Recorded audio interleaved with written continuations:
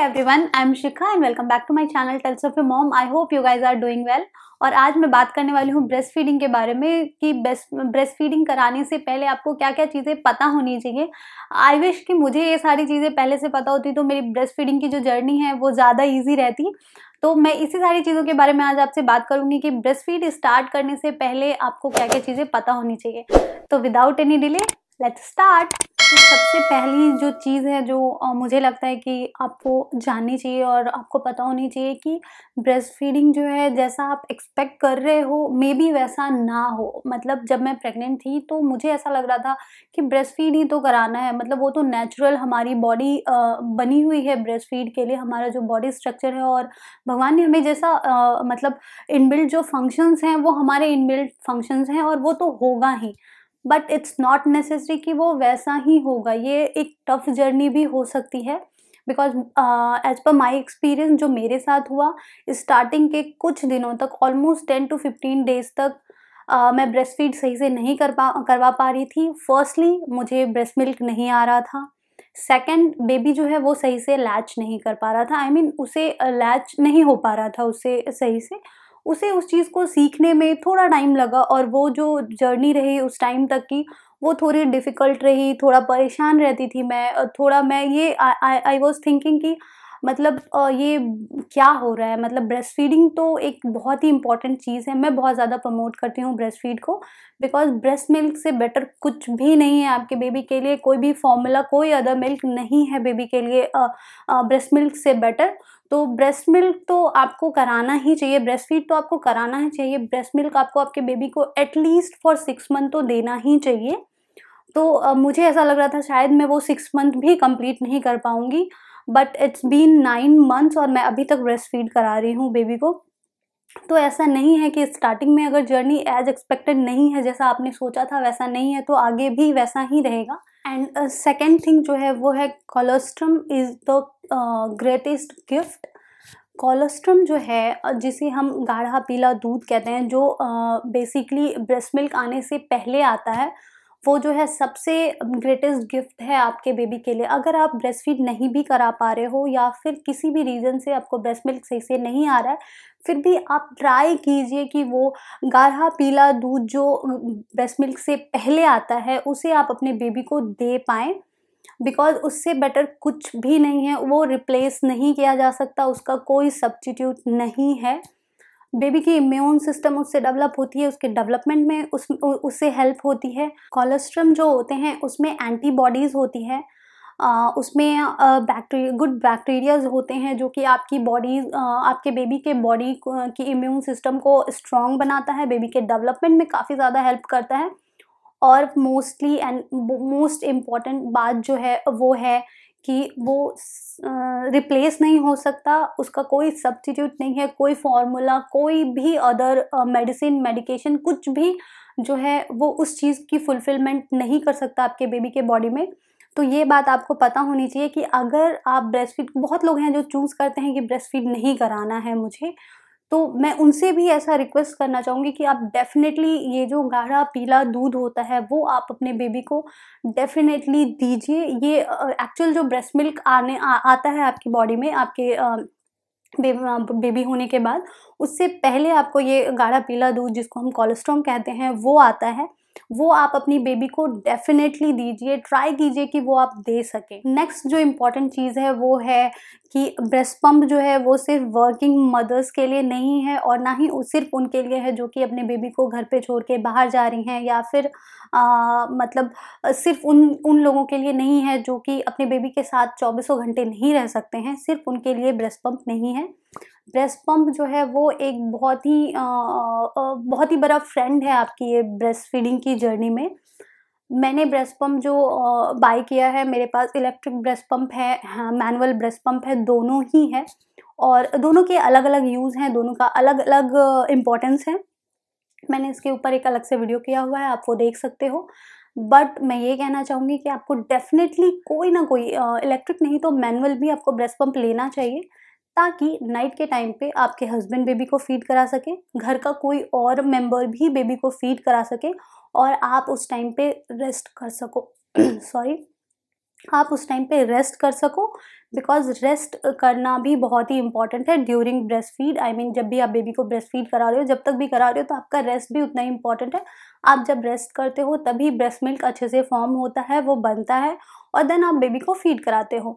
जब भी आप फीड कराओगे तो आप फील करोगे कि ब्रेस्ट जो है आपका आपका खाली जैसा फील आ रहा है, थोड़ा सा हैवीपन उसका जो है वो लाइट हो गया है, ब्रेस्ट आपका लाइट फील हो रहा है, मीन्स उसमें अब मिल्क नहीं है, और मिल्क को फॉर्म होने में थोड़ा टाइम लगता है। उसके लिए आपका रेस्ट करना ज़रूरी है, सही न्यूट्रिशन ज़रूरी है, सही से खाना पीना ज़रूरी है, और रेस्ट बहुत ही इंपॉर्टेंट है। और रेस्ट आपको तभी मिलेगा जब आपको हेल्प करने के लिए कोई और भी होगा, कोई और भी बेबी को थोड़े टाइम के लिए ही सही रख पाए, बिकॉज जब इनिशियल जो बेबी होते हैं उनका जो स्टमक होता है बहुत ही कम होता है, बहुत ही छोटा होता है, उस टाइम पे वो फ्रिक्वेंट फीड लेते हैं।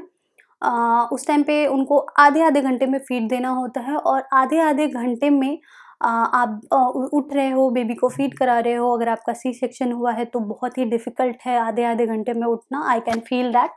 और मतलब इस चीज़ से बचने के लिए आप को ब्रेस्ट पम्प ज़रूर लेना चाहिए। आप ब्रेस्ट पम्प लेते हो, ब्रेस्ट मिल्क को आप अच्छे से स्टोर भी कर सकते हो, और स्टोर करने के बाद कोई और भी बेबी को फीड करा सकता है। तो ये सारे बेनिफिट्स हो जाते हैं ब्रेस्ट पम्प के। तो next thing is breast feed can hurts. Yes, breast feeding जो है वो बहुत ही ज़्यादा पेनफुल भी हो सकता है। बहुत लोगों के लिए बहुत ही नॉर्मल और नॉर्मल प्रोसेस है, नॉर्मल है, कुछ फील नहीं होता, बिल्कुल नॉर्मल है, कुछ हर्ट नहीं होता। बट बहुत सारे लोगों के लिए ऐसा भी है कि ये हर्ट होता है, बहुत ही ज़्यादा पेनफुल भी होता है। यस, बेबीज़ के तीत नहीं होते हैं, बिल्कुल उनके दाँत नहीं होते, फिर भी उनके जो गम्स होते हैं वो बहुत ही हार्ड होते हैं। इसलिए उनके जब वो निप्पल को अपने माउथ में लेते हैं तो जब वो सही से लैच नहीं कर रहे होते तो बहुत ज़्यादा हर्ट होता है। और हमारे जो निप्पल को है वो टाइनी जो उनका माउथ है, उनके सेंसेशन की हैबिट नहीं है, वो पता नहीं है उस सेंसेशन को, हम बहुत ही ज़्यादा डिस्कम्फर्ट फ़ील कर सकते हैं, ऐसा होता है। बट टाइम टू टाइम वो ठीक हो जाता है, टाइम टू टाइम आप कंफर्टेबल फ़ील करने लगोगे। और निप्पल्स जो है, सॉर निप्पल, क्रैकनेस, और कभी-कभी तो ब्लीडिंग भी आ सकती है। तो ये सारी चीज़ें बिल्कुल भी नॉर्मल है, कोई प्रॉब्लम वाली बात नहीं है। हाँ, बहुत ही ज़्यादा कुछ सीवियर कंडीशन है तो डेफ़िनेटली आपको आपके डॉक्टर से मिलना चाहिए।